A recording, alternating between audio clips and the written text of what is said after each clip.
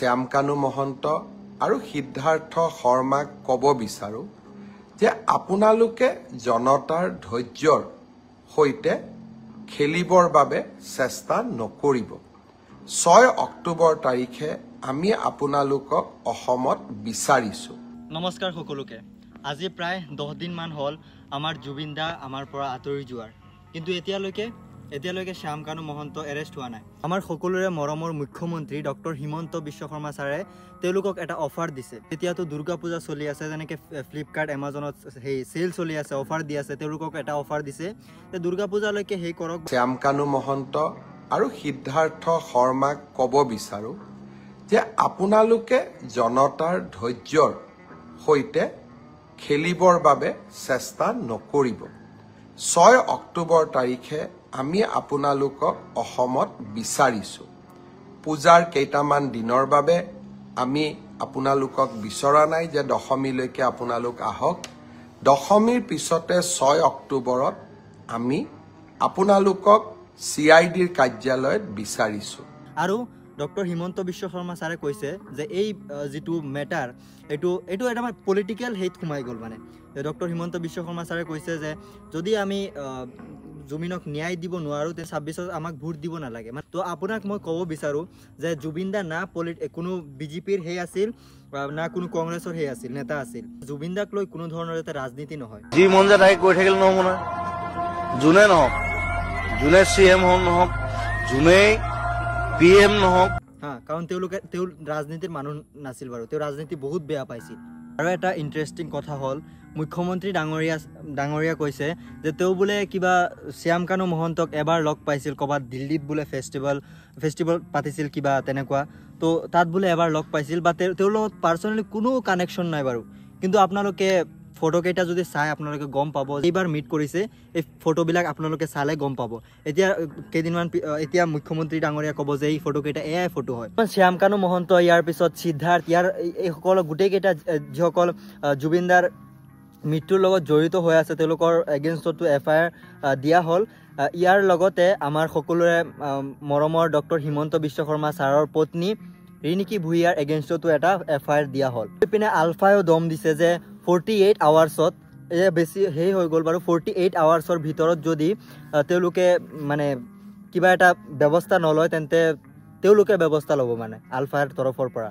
কেনেকুৱা কথা এইটো য'ত আমাৰ মুখ্যমন্ত্ৰীয়ে ৰণবীৰ এলাহাবাদীয়ে কিবা এটা জক কৰিলে, তাৰ ইয়াত বহি মুম্বাইত কি হৈছে তেওঁ FIR দিয়ে আশিষ চেঞ্চলানী। ইয়াৰ পিছত কিবা এটা বেয়া জক মাৰিছে ইণ্ডিয়া ক'বলৈ বেয়া লাগে। আমাৰ ভাৰতবৰ্ষ হ'ল এনেকুৱা এটা কাণ্ট্ৰি য'ত জকবিলাকক চিৰিয়াছলি লোৱা হয় আৰু চিৰিয়াছ টপিকবিলাকক জক হিচাপত লোৱা হয়।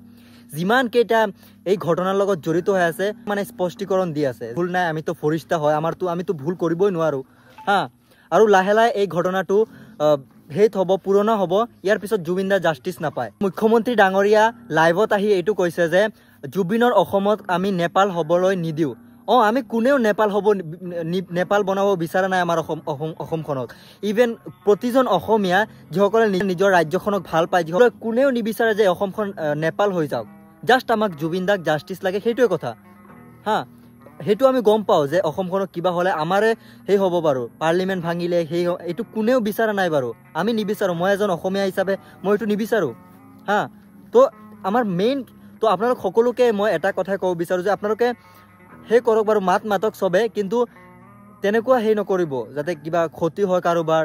আমাক মেইন লক্ষ্যটো হ'ল আমাৰ জুবিন দাক জাষ্টিছ দিয়া। আমি মাতিব লাগিব, হয় নহয়? এইটো আমাৰ ৰাইট হয়।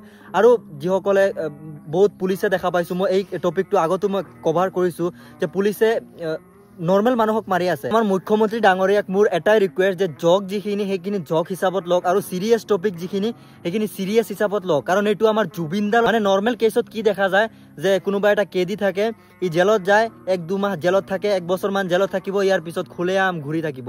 কিন্তু জুবিন দাৰ কেছত যাতে এনেকুৱা নহয় জুবিন দাৰ কেছত কাৰণ জুবিন দা আমাৰ কাৰণে নৰ্মেল মানুহ নাছিলে।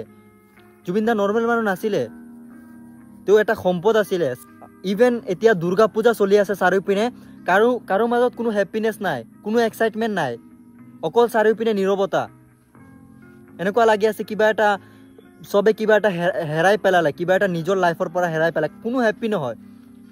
ইয়াৰ পিছত বিহু আহিব, ইভেন জুবিনদাৰ অবিহনেতো বিহু কল্পনাই কৰিব নোৱাৰি তো প্লিজ 10 দিনতকৈ বেছি হৈ গৈছে আৰু কিমান টাইম দিব লাগে কিমান টাইম লাগে আৰু হা আপুনি অফাৰ দি আছে হা যে দুৰ্গা পূজা যাওক ইয়াৰ পিছত শ্যামকানু মহন্ত সিদ্ধাৰ্থ শৰ্মা আহিব সো প্লিজ এইকেইটাক সুচৰাই আনিব লাগে প্লিজ সকলোৱে কমেন্ট সেকশনত জয় জুবিনদা লিখি যাওক আৰু সবে মাতক আপোনালোকৰ হাতত সোশ্যাল মিডিয়া আছে ইনষ্টাগ্ৰাম আছে ফেচবুক আছে ভিউজ আহক চাই নাহক ইউটিউব আছে সব পিনে ভিডিঅ' আপলোড কৰক এইটো এটা বহুত ডাঙৰ ষ্ট্ৰেংথ হয় নে নহয় বহুত ডাঙৰ এটা ষ্ট্ৰেংথ হয় আপোনালোকে মাতক খালি নিজক জুবিন অনুৰাগী ক'লে নহ'ব তেওঁলোকৰ যিটো অন্যায় হ'ল সেইটো মাতিব লাগিব থ্যাংক ইউ সো মাচ আৰু কি কম মই ক'বলগীয়া একো নাই 10 দিন হৈ গ'ল কিমান টাইম লাগিব আৰু We want justice, Jubin Garg. we want justice we want Justice. we want Justice. জয় জুবিনদা জয় জুবিনদা Joy Jubin Garg. ধন্যবাদ